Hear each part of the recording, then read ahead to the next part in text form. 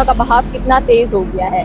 बहुत तेजी से यमुना का पानी बह रहा है और पूरी जो यमुना है दूर दूर तक दिखाना चाहूँ तो लबालब भर चुकी है। लेकिन इस समय वो पूरा मंदिर भी डूबा हुआ है।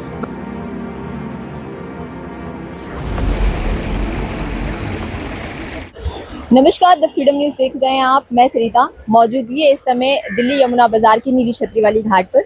देख सकते हैं कि यमुना का जो जल स्तर है लगातार बढ़ता जा रहा है। पिछले दिनों जो दिल्ली में इतनी भारी बारिश हुई जिसके कारण यहाँ पर जो देख रहे हैं कि यमुना का बहाव कितना तेज हो गया है। बहुत तेजी से यमुना का पानी बह रहा है और पूरी जो यमुना है दूर दूर तक दिखाना चाहूँ तो लबालब भर चुकी है। एक दूर मंदिर भी है जो जब पानी नहीं रहता है, काफी यमुना का पानी नीचे होता है तो वो पूरा दिखाई देता है, लेकिन इस समय वो पूरा मंदिर भी डूबा हुआ है। वही इस पेड़ के पीछे की तस्वीरें अगर देख पा रहे हो आप तो ये सारे वही घाट है जो अभी से कुछ दिन पहले यमुना बाजार के जो तमाम घाट है मौजूद है यहाँ पर। और आपको बुलडोजर कार्यवाही भी यहाँ पर देखने को मिली थी।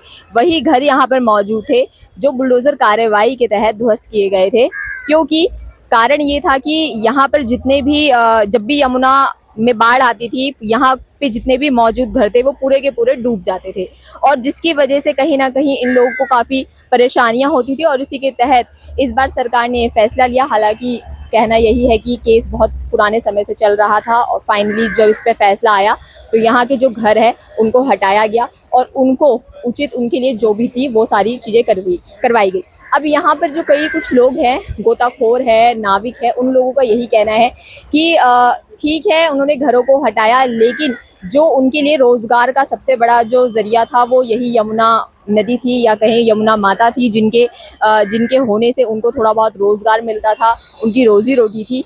क्योंकि यहाँ पर मंदिर थे, घाट थे, फूलों का लोग काम करते थे, ऐसे कई तमाम काम करते थे। अब ऐसे में जब यमुना कि पास से उनके घरों को हटाया गया तो उनका रोजगार कहीं ना कहीं छिन गया। और उन्होंने जैसे कि उन्होंने अपील भी की कि ठीक है आपको अगर रोजगार उनको देना ही है, दूसरे लोगों को देने के बजाय आप यहाँ के रहने वाले लोगों को ही रोजगार दे ताकि उनको एक सही न्याय मिल पाए। क्योंकि घर तो चलो कहीं ना कहीं कई लोगों को मिल गया है, क्योंकि इनका ये भी कहना है कि 2014 के बाद से कई यहाँ पे जो लोग थे डॉक्यूमेंट के तहत उनको घर दिए भी गए थे, लेकिन वो सिर्फ और सिर्फ उनमें रोजगार की वजह से यहाँ से जाने को तैयार नहीं थे। लेकिन अब उनको यहाँ से तब भी जाना पड़ा। ऐसे में कई लोगों को काफ़ी परेशानियां हो रही हैं। और देख रहे हैं आप कि इस यमुना का जब जलस्तर बढ़ जाता है, यमुना नदी का जब जलस्तर बढ़ जाता है तो किस तरीके के हालात यहाँ पर रहते हैं। हमने आपको पिछले साल भी यहाँ की कुछ तस्वीरें दिखाई थी जिसमें आपने देखा था कि पूरे के पूरे घर डूबे हुए थे। लोगों को सहारा लेने के लिए बाहर जो कैंप होते हैं आपदा प्रबंधन के जो लगाए जाते हैं उसमें उन्होंने आश्रय लिया हुआ था। और फाइनली जब पानी उतरता था वापस से उसके बाद वो अपने घरों में जाते थे। अब आप साफ तस्वीरों में देख सकते हैं कि किस तरीके के यहाँ पर माहौल है। अब आपको चलिए एक और यहाँ पर गोताखोर है उनसे भी बात करने की कोशिश करेंगे कि उनका क्या कहना है। क्या नाम है भैया आपका? हाँ जी, क्या नाम है आपका? राजवीर है। आप नाविक हैं या गोताखोर हैं?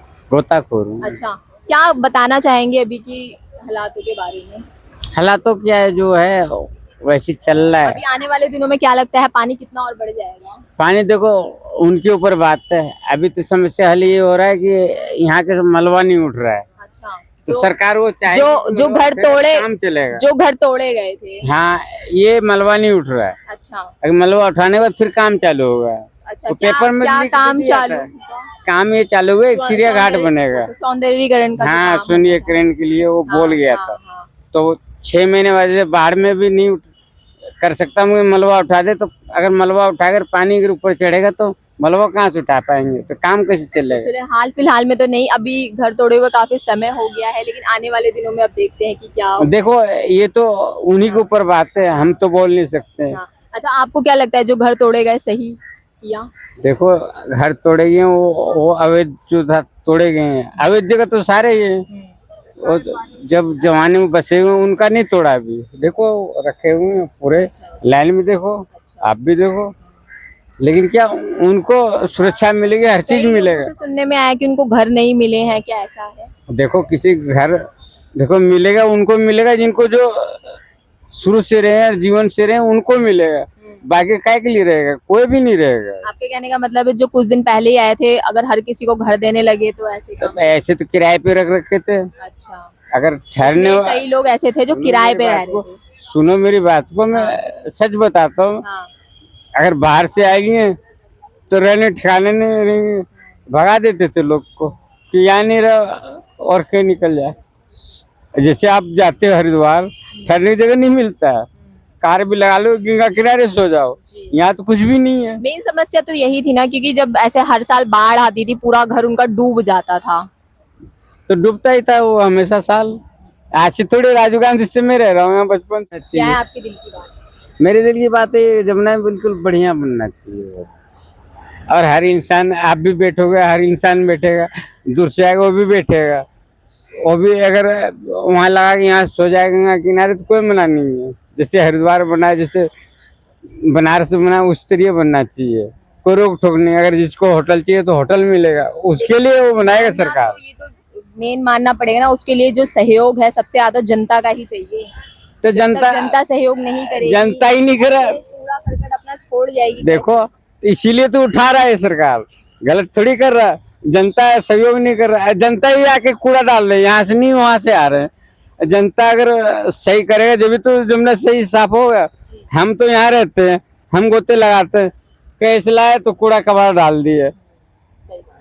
चलो, जनता अगर सही रहेगा तो सब जनता सही रहेगा। आप नहाने आ रहे हो, तो इन्होंने बताया आपको कि किस तरीके से जो सबसे मेन भागीदारी किसी भी शहर देश के विकास में मानी जाती है, वो कहीं ना कहीं देश की जनता की मानी जाती है। और ये एक बहुत बड़ा जो है, हम कहे तो ये एक कारण है। कहीं ना कहीं देखा जाता है कि हमारे जितने भी पवित्र नदियां हैं उसके आसपास आपको, चाहे वो हरिद्वार ले लो, गंगा माता ले लो, यमुना माता ले लो, तमाम ऐसी नदियां हैं जिसके आसपास हमें भर भर के कूड़ा कचरा देखने को मिलता है। श्रद्धा के नाम पर हम अपने सारे जितने भी पहने हुए कपड़े होते हैं वो गंगा में प्रवाहित कर देते हैं। उसके आसपास अपने चीज़ों को छोड़कर चले जाते हैं। चाय के कप हो गए, नमकीन के पैकेट हो गए, ऐसे तमाम चीज़ें होती हैं जो कहीं ना कहीं हम अपने जो यमुना नदी है उसको कहीं ना कहीं गंदा करने का काम करते हैं। अब आप देख सकते हैं कि यमुना घाट को स्वच्छ सुंदर बनाने का सपना हमेशा से हर किसी का रहा है। इस बार दिल्ली सरकार जो नई आई है बीजेपी की, उनका सपना भी यही है कि दिल्ली की सरकार है, रेखा गुप्ता सरकार है, वो यमुना घाटों को स्वच्छ बनाए, सुंदर बनाए। लेकिन जब तक जो हमारे देश के, हमारे राजधानी के लोगों की जो जिम्मेदारी भागीदारी नहीं होगी, तब तक ये काम कहीं ना कहीं अधूरा ही माना जाएगा। आपका इस पर और क्या कहना है, कमेंट बॉक्स में जरूर बताइएगा।